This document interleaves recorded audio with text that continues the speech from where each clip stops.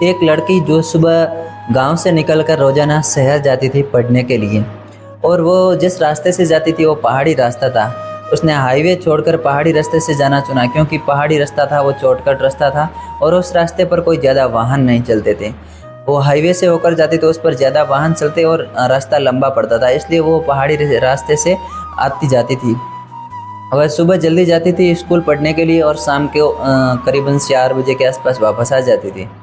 वह रोजाना आती जाती थी। तो एक दिन उसने हाईवे पार करते समय ट्रक ड्राइवर को देखा और ट्रक ड्राइवर ने उससे पूछा कि गुड़िया, आप इस घने जंगल की ओर क्यों जा रही हो? इसमें कोई जीव जंतु जो तुम्हें खा जाएगा। तो उस लड़की ने हंसते हंसते कहा, अंकल मैं स्कूल जा रही हूँ और मैं यहाँ हर रोजाना जाती हूँ, मुझे इस रास्ते से कोई नहीं खाएगा, मैं इस रास्ते को भली भांति जानती हूँ। तो ट्रक ड्राइवर इतना कहने के बाद चला गया और कुछ समय बाद ट्रक ड्राइवर वापस आता है तो लड़की उस अंकल से नमस्ते करती है और चली जाती है।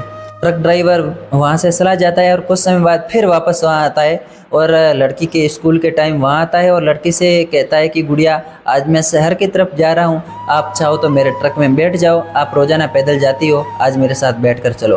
तो लड़की उस ट्रक ड्राइवर को मना नहीं करती है और हंसते हंसते उसके साथ बैठ जाती है। बीच रास्ते में ट्रक ड्राइवर ने उस लड़के को कुछ खाने के लिए सामान दिया। लड़की ने एक बार तो ना मुकुर किया, लेकिन फिर उसने खा लिया। लड़की के वह सब खाने के बाद उसे गहरी नींद आ जाती है और जब उसकी आंख खुली तो वह उत्तर प्रदेश का एक ज़िला है मेरठ में कबाड़ी बाज़ार में उसकी आंखें खुलती है और जब उसकी आंखें खुलती है तो उसकी पूरी दुनिया ही बदली हुई नज़र आती है। वह लड़की एक गरीब परिवार से बिलोंग करती है, दिखने में बहुत ज़्यादा खूबसूरत होती है और वो उस कोठे से निकलने की तमाम कोशिश करती है और वो वहाँ से जा नहीं पाती है। लेकिन जिस दिन वो कोठे से जाती है उस दिन हर बंदे की आंखों में आंसू होते हैं। जिसने ये बात उसकी सुनी, हर बंदे की आंखों में आंसू थे। वाकई में उस लड़की के साथ वहाँ होता है वो बहुत ही भयानक होता है। नमस्कार, आप देख रहे हैं द क्राइम की कहानियाँ। ये एक सच्ची घटना जो उत्तराखंड के अमरोड़ा ज़िले से शुरू होती है और दरअसल यह सच्ची घटना है उत्तर प्रदेश के मेरठ जिला के कबाड़ी बाजार की। वहाँ इस घटना को अंजाम दिया जाता है। दरअसल ये कहानी है 5 दिसंबर 2005 की। एक सामाजिक कार्यकर्ता जो अंतर्राष्ट्रीय मानव अधिकार दिवस पर कार्यकर्ता बनकर वहाँ पहुँचती है और उसका मकसद था कि रेड लाइट एरिया में जितनी महिलाएं और लड़कियां हैं उन सबका सुख और दुख जानना। और वह सबसे हालचाल पूछते पूछते एक कोठे पर पहुँचती है। वहाँ एक लड़की से मिलती है जो दिखने में सबकी प्रिय थी, खूबसूरत थी और उस लड़की से कुछ बोलती है और लड़की उससे कुछ बोलती है। उससे पहले एक कोठे की मालकिन बोलती है कि दीदी से आप प्रणाम करो। लड़की के नमस्ते करने के बाद उस कार्यकर्ता की आंखें फटी की फटी रह गई क्योंकि वो थी इतनी खूबसूरत। हर कोई उस पर देखता तो उसकी आंखें फटी ही रह जाती थी। कुछ समय बीतता है और कुछ समय बीतने के बाद वो उस लड़की से पूछने की हिम्मत करती है कि मैं आपसे पूछ सकती हूँ कि आपकी पिछली ज़िंदगी में क्या था और आप यहाँ तक कैसे पहुँची। तो लड़की रोते रोते उसे कहती है, दीदी मैं उत्तराखंड के अल्मोड़ा ज़िले के गांव की रहने वाली गरीब परिवार की लड़की हूं। मैंने 12वीं क्लास पास की थी वहीं से। उसके बाद में किसी ने मुझे कहा था कि आप कंप्यूटर कोर्स सीख लो, कंप्यूटर कोर्स की परीक्षा दे दो तो आपको कोई छोटी मोटी जॉब मिल जाएगी। मैं कंप्यूटर कोर्स सीखने के लिए वहाँ से पैदल शहर जाती थी और एक अंकल मेरे पिता के समान जो 2-3 बार मुझे रास्ते में मिले थे, उसके बाद में उन्होंने मुझे अपने झांसे में ले लिया और अपने साथ में बिठा लिया शहर छोड़ने की बात कह के। और उन्होंने मुझे पता नहीं क्या खिलाया था जिसके बाद में मैं बेहोश हो गई और जब मेरी आंखें खुली तो मैं इस कोठे पर थी और आज मेरी ज़िंदगी पूरी नरक बन गई है। उस कोठे पर लाने के बाद उस लड़के के साथ बहुत ज़्यादा मारपीट होती है। जब वो पानी मांगती है तो भी उसे पीटा जाता है, खाना मांगती है तो भी उससे पीटा जाता है। उसके साथ बहुत ज़्यादा मारपीट होती रहती है। करीबन 5 से 7 दिन तक तो उसे खाना भी नहीं दिया जाता है। उसके बाद में उसे 15 दिन तक बहुत ही ज़्यादा टॉर्चर किया जाता है और फिर उसे खाना पानी देना शुरू किया जाता है और साथ साथ में उसे नशीली दवाइयाँ खिलाई जाती है। नशीली दवाइयों के साथ साथ उसे नशीली इंजेक्शन दिया जाता है जिससे उसके हार्मोन एक्टिव हो। ज़्यादा टॉर्चर और नशीली दवाइयों के कारण वह दिमाग से बेसुध हो जाती है और करीबन 25 से 30 दिन बाद उसे एकदम वेश्यावर्दी में डाल दिया जाता है। अब उसके साथ हर दिन नए नए लड़के आते हैं और लड़कों की एक ही डिमांड रहती है, हमें ये लड़की चाहिए। उस लड़की की कीमत बढ़ा दी जाती है और उनका धंधा अच्छा खासा चलने लगता है। उस लड़की के साथ ज़्यादा सेक्स और शारीरिक संबंध बनाने के कारण वो लड़की गर्भ धारण कर लेती है। पता नहीं उसका कब गर्भ ठहर जाता है और धीरे धीरे उसके बाद में वो एक लड़के को जन्म देती है। लड़के करीबन लड़का 5 साल का हो जाता है जब वो सामाजिक कार्यकर्ता उससे मिलती है तब तक। और फिर उस लड़के को उस लड़की से दूर रखा जाता है किसी अलग जगह पे।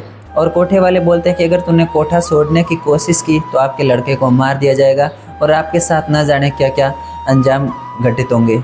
इसी बीच कई बार एक 21 वर्ष का लड़का जो उस लड़की से मिलने के लिए कोठे पर आता है और वह कई बार आने के बाद उस लड़के की सुंदरता को देखते हुए उसकी तरफ आकर्षित हो जाता है और वो लड़की से कहता है मैं आपसे मोहब्बत करता हूँ। और मोहब्बत का झांसा देने के बाद लड़की भी उस लड़के की तरफ आकर्षित हो जाती है और दोनों में लव इन रिलेशनशिप की बातें होने लगती है। लड़का उसको बोलता है कि मैं आपसे शादी करना चाहता हूँ, लेकिन मेरे घर वाले कभी इस बात को इजाज़त नहीं देंगे और जब कोठे का नाम सुनेंगे तो मुझे भी घर में नहीं रखेंगे।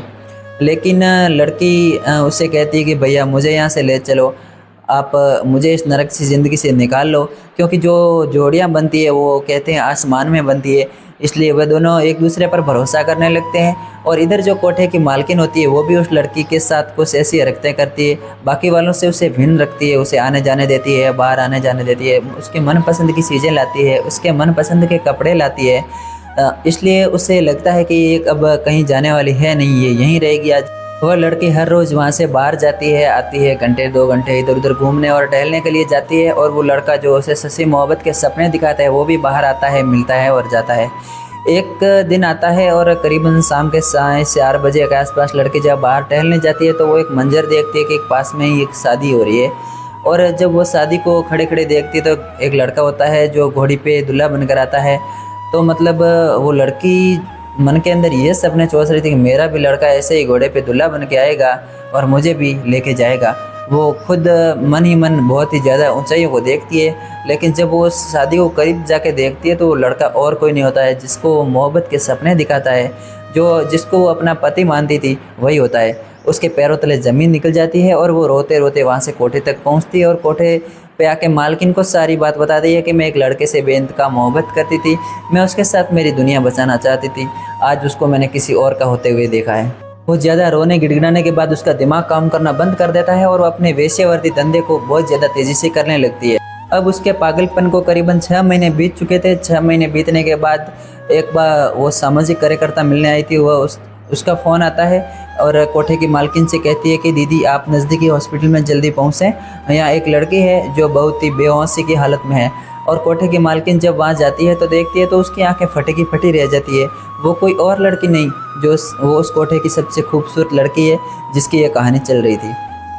वो लड़की से पूछते हैं कि बताओ आपको क्या हुआ है, आप इस हालत में क्यों हो? तो लड़की कहती है अब मैं कुछ बताने वाली नहीं हूँ।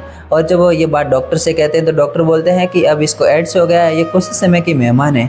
ये सब सुनकर उनके पैरों तले ज़मीन खिसक जाती है और वो सब एक बार तो उदास हो जाते हैं और रोने लग जाते हैं।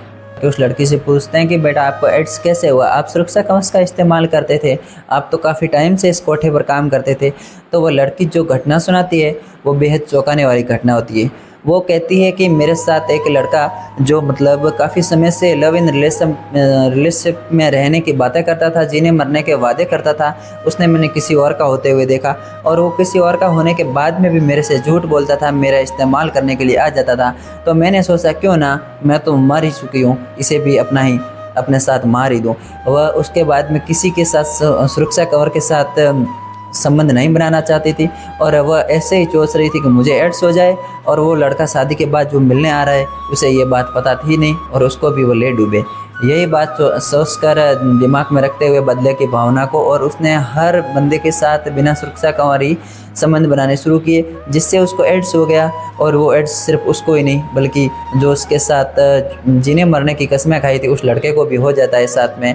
और अब वो लड़की से कहती है कि दीदी तूने ऐसी घिनौनी हरकतें क्यों की, अब आप चिंता ना करो, हम आपको किसी अच्छे डॉक्टर के पास लेके जाएंगे और आपका इलाज करवाएंगे। तो लड़की बोलती है मुझे इलाज की ज़रूरत नहीं है और जिसने मेरे साथ धोखा किया था, मेरे दिल के साथ खेला था, मुझे झूठे सपने दिखाए थे, उसका इलाज ही मेरे पास वाले रूम में ही चल रहा है, इसी हॉस्पिटल में ही चल रहा है, आप टेंशन ना लो, मैं मेरा बदला ले चुकी हूँ।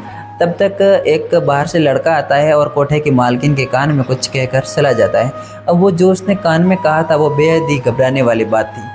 वो लड़का उसके कान में कहकर जाता है और वो कोठे की मालकिन को कहकर जाता है कि जो पास में एड्स के मरीज़ का इलाज चल रहा था वो प्राण त्याग चुका है, यानी वो ही दुनिया छोड़ चुका है। और ये बात जब लड़की को पता चलती है तो ज़ोर ज़ोर से हंसने लगती है, ज़ोर ज़ोर से चिल्लाने लगती है और उसके हंसी की गूंज पूरे हॉस्पिटल में सुनाई देने लगती है।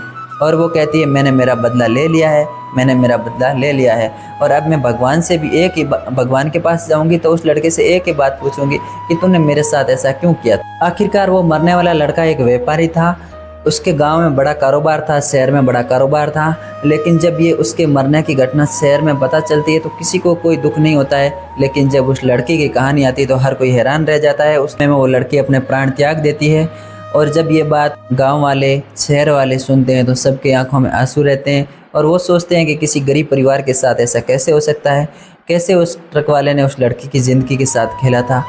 और दोस्तों, इस कहानी का उद्देश्य किसी का दिल दुखाना नहीं है, बल्कि आपको समझाना, जताना और जागरूक करना है कि हर किसी पर भरोसा ना करें। आखिरकार वेश्यावृत्ति में धकेली जाने वाली लड़कियां और औरतें गरीब परिवार की होती है, जिनकी पहुंच ऊपर तक नहीं होती है, जिनके पीछे कोई कार्रवाई करने वाला नहीं होता है। आखिरकार वे लड़कियां, वे औरतें सचेत रहें, किसी भी अनजान व्यक्ति के झांसे में न आए, क्योंकि ये कलयुग है, कलयुग में कुछ भी